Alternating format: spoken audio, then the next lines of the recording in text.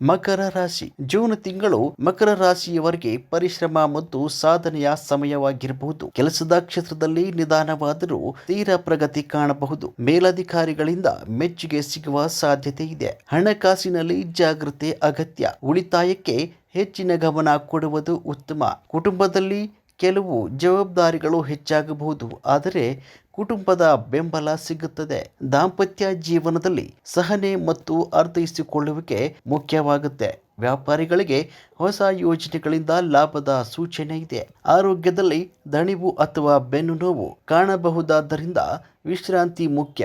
ಶನಿವಾರ ಶನಿದೇವರ ಆರಾಧನೆ ಮಾಡಿದ್ರೆ ಅಡೆತಡೆಗಳು ಕಡಿಮೆಯಾಗುತ್ತವೆ ಅಂತ ಹೇಳಲಾಗುತ್ತೆ. ಮಕರ ರಾಶಿ ಜೂನ್ ತಿಂಗಳು ಮಕರ ರಾಶಿಯವರಿಗೆ ಪರಿಶ್ರಮ ಮತ್ತು ಸಾಧನೆಯ ಸಮಯವಾಗಿರಬಹುದು. ಕೆಲಸದ ಕ್ಷೇತ್ರದಲ್ಲಿ ನಿಧಾನವಾದರೂ ತೀರ ಪ್ರಗತಿ ಕಾಣಬಹುದು. ಮೇಲಧಿಕಾರಿಗಳಿಂದ ಮೆಚ್ಚುಗೆ ಸಿಗುವ ಸಾಧ್ಯತೆ ಇದೆ. ಹಣಕಾಸಿನಲ್ಲಿ ಜಾಗೃತಿ ಅಗತ್ಯ. ಉಳಿತಾಯಕ್ಕೆ ಹೆಚ್ಚಿನ ಗಮನ ಕೊಡುವುದು ಉತ್ತಮ. ಕುಟುಂಬದಲ್ಲಿ ಕೆಲವು ಜವಾಬ್ದಾರಿಗಳು ಹೆಚ್ಚಾಗಬಹುದು, ಆದರೆ ಕುಟುಂಬದ ಬೆಂಬಲ ಸಿಗುತ್ತದೆ.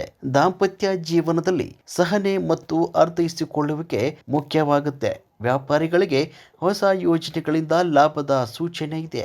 ಆರೋಗ್ಯದಲ್ಲಿ ದಣಿವು ಅಥವಾ ಬೆನ್ನು ನೋವು ಕಾಣಬಹುದಾದ್ದರಿಂದ ವಿಶ್ರಾಂತಿ ಮುಖ್ಯ.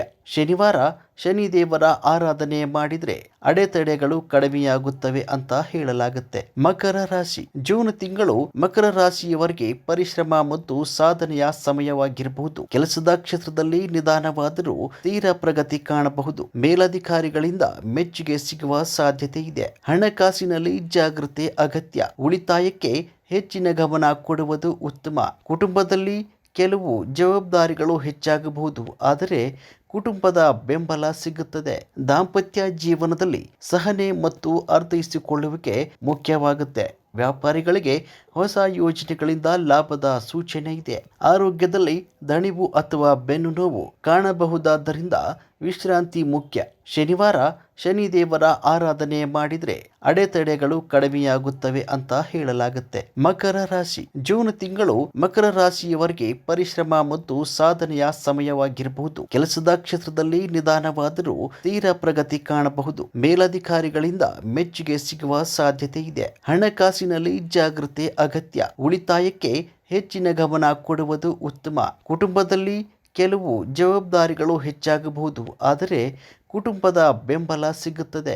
ದಾಂಪತ್ಯ ಜೀವನದಲ್ಲಿ ಸಹನೆ ಮತ್ತು ಅರ್ಥೈಸಿಕೊಳ್ಳುವಿಕೆ ಮುಖ್ಯವಾಗುತ್ತೆ. ವ್ಯಾಪಾರಿಗಳಿಗೆ ಹೊಸ ಯೋಜನೆಗಳಿಂದ ಲಾಭದ ಸೂಚನೆ ಇದೆ. ಆರೋಗ್ಯದಲ್ಲಿ ದಣಿವು ಅಥವಾ ಬೆನ್ನು ನೋವು ಕಾಣಬಹುದಾದ್ದರಿಂದ ವಿಶ್ರಾಂತಿ ಮುಖ್ಯ.